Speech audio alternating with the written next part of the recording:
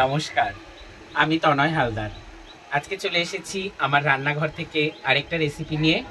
অতি পরিচিত একটা রেসিপি, চিংড়ি পটল।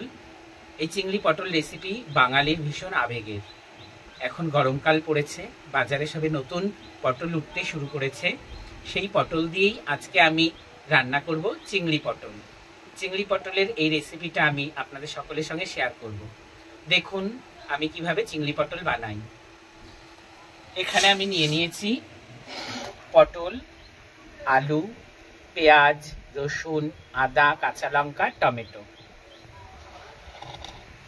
সবার প্রথমে আমি পটলটাকে কেটে নেব। পটলে একটু খোসা রেখে রেখে পটলটাকে ছেলে নেব। মাঝে মাঝে এক একটা খোসা থাকবে লম্বা লম্বা, এভাবে পটলটাকে ছেলে নেব। পটলগুলোকে দুভাগ করে নেব এভাবে। পটলগুলোকে সব কেটে নিয়েছি, এখন আমি আলু কেটে নেব।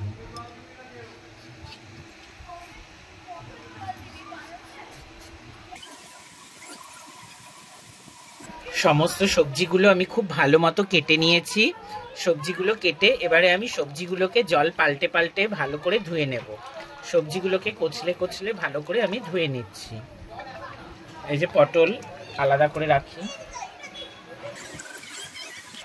পটলগুলো ঠিক এভাবে কেটে নেওয়া হয়, দুভাগ করেছি পটলগুলোকে। বড় পটল হলে 3 ভাগও করে নেওয়া যায়।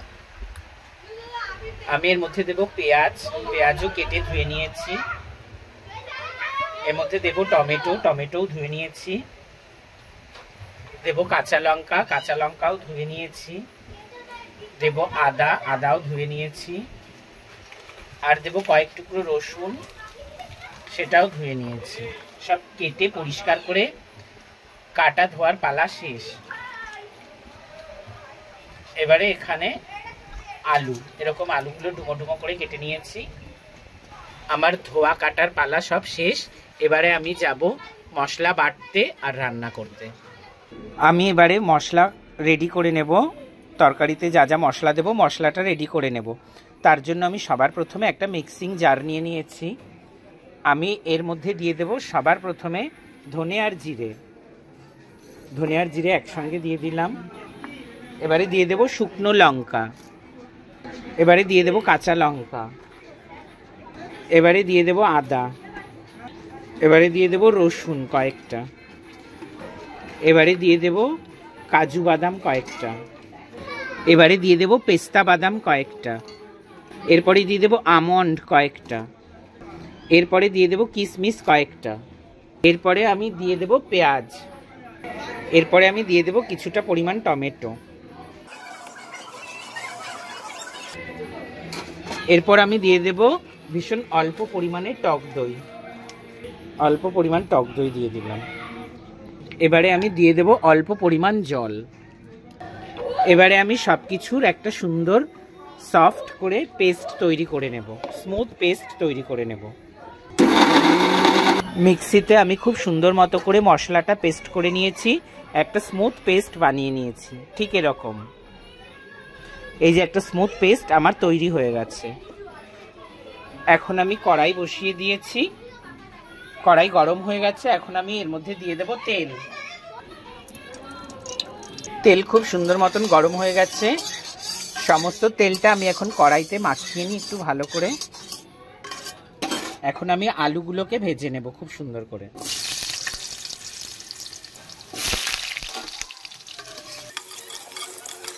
একটু হলুদ দিয়ে দেব। এবারে আমি দিয়ে দেব পরিমাণ মতো নুন। পরিমাণ মতো নুন দিয়ে নিয়েছি। এবারে নুন আর হলুদ দিয়ে খুব সুন্দর মতন করে আমি আলুটা ভেজে নেব। আগে আলু ভাজা হয়ে গেছে। এবারে আমি আলুগুলোকে তুলে নেব। আলু খুব সুন্দর মতন করে ভেজে নিয়েছি। সমস্ত আলুগুলোকে এখন আমি এক এক করে অন্য পাত্রে তুলে রাখবো। আলুগুলোকে তুলে নিয়েছি। এবারে আমি কড়াইয়ের মধ্যে দিয়ে দেব পটল।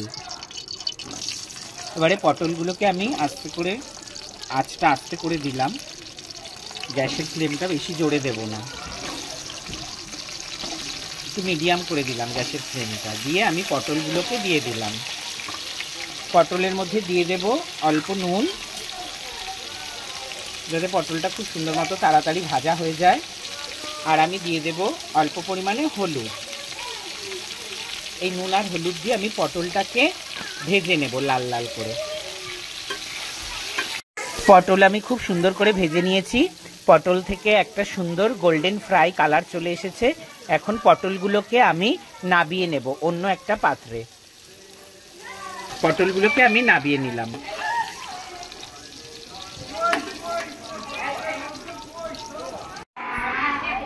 এবারে আমি কড়াই বসিয়ে দিয়েছি, কড়াই গরম হয়ে গেছে। এখন আমি কড়াইতে দিয়ে দেব সবার প্রথমে তেল।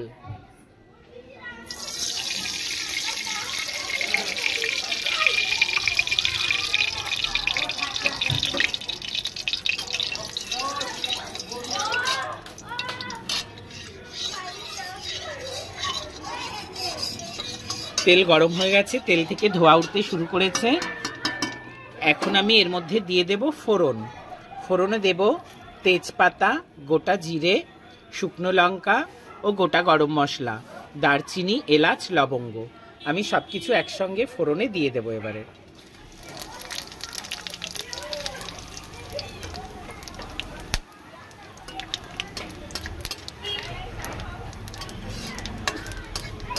ফোড়নে রং ধরা অবধি অপেক্ষা করব। ফোড়নে একটা সুন্দর কালার চলে এসেছে আর ফোড়ন থেকে একটা খুব সুন্দর গন্ধ ছেড়ে এসেছে।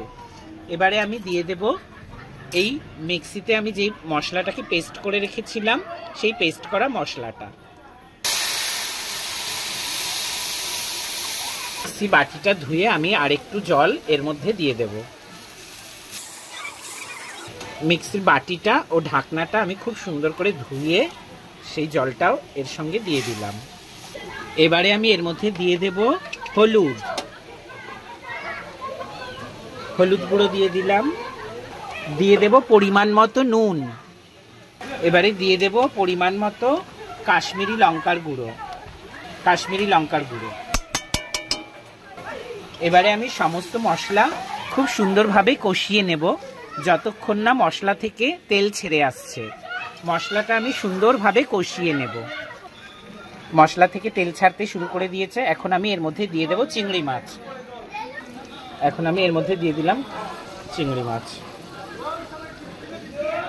আর এবারে আমি দিয়ে দেব একটু পরিমাণ মতো চিনি। যেহেতু টক দই দিয়েছি, টমেটো দিয়েছি, টেস্টটাকে ব্যালেন্স করার জন্য খুব সামান্য পরিমাণ চিনি দিয়ে দিলাম আমি এর মধ্যে। চিংড়ি মাছটা দিয়ে আরেকটু কষিয়ে নেব মশলাটা। চিংড়ি মাছ রান্না হতে ভীষণ অল্প সময় লাগে। চিংড়ি মাছ হয়ে গেছে। এবারে আমি এর মধ্যে দিয়ে দেব আলু। ভেজে রাখা আলুগুলোকে দিয়ে দিলাম। ভেজে রাখা আলুগুলোর সঙ্গে মশলাগুলোর সঙ্গে খুব ভালো মতন করে আমি মিশিয়ে রান্না করে নিলাম। এবারে আমি এর মধ্যে দিয়ে দেব ভেজে রাখা পটল। ভেজে রাখা আলু ও পটল একসঙ্গে আমি খুব ভালো করে এখন রান্না করে নেব। আলু ও পটল একসঙ্গে মশলার সঙ্গে খুব সুন্দরভাবে কষিয়ে নিয়েছি। এতটাই আলু পটল মশলা সুন্দরভাবে কষিয়ে নিয়েছি যে মশলা থেকে সুন্দর মতো তেল ছেড়ে দিয়েছে। এখন আমি এর মধ্যে দিয়ে দেব গরম জল।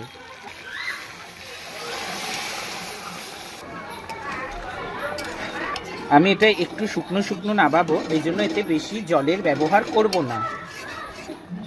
এখন আমি ঢাকনা দিয়ে দেব। ঢাকনা দিয়ে ঢেকে দিলাম। পটলের তরকারি অলমোস্ট হয়ে গেছে। আমি এখন ঢাকনাটা খুলে নেব। খুব সুন্দরভাবে ফুটে সব কিছু সেদ্ধ হয়ে গেছে। ঝোলও অনেকটা কমে এসেছে। পটলের তরকারি অলমোস্ট কমপ্লিট। এবারে আমি এর মধ্যে একটুখানি ঘি আর গরম মশলা মিশিয়ে দেব। এবারে আমি এর মধ্যে মিশিয়ে দেব খুব সামান্য পরিমাণে ঘি আর দিয়ে দেব খুব সামান্য পরিমাণে গরম মশলা বাটা গরম মশলা দিয়ে দিলাম। এবারে আমি খুব সুন্দর করে মিশিয়ে নেব ঘি আর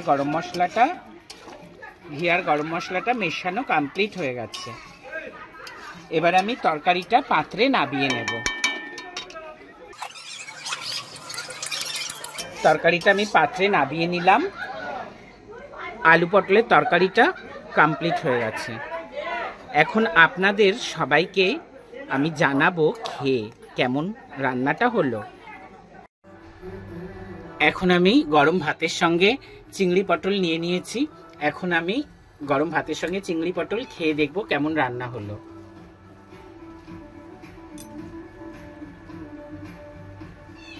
এই যে আলুটা খুব সুন্দর মতো গলে গেছে।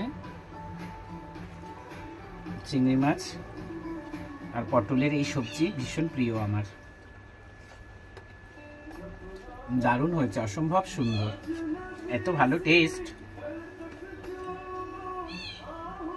ঘরে রান্না করা চিংড়ি পটল যে এত সুন্দর টেস্ট হয় এভাবে রান্না করলে, একদম অনুষ্ঠান বাড়ির মতন টেস্ট হয়েছে। আপনারা সবাই এভাবে চেষ্টা করবেন, এভাবে ট্রাই করবেন। আর রান্নাটা কেমন লাগলো করে আমাকে অবশ্যই জানাবেন। আর যতক্ষণ অবধি আমরা নতুন রেসিপি নিয়ে না আসি ততক্ষণ আপনারা সবাই ভালো থাকবেন। আর আমাদের রান্নাটা ভালো লাগলে অবশ্যই লাইক, কমেন্টস, শেয়ার করবেন। আর রান্নাটা করে আমায় জানাতে ভুলবেন না। ভালো থাকবেন, টাটা।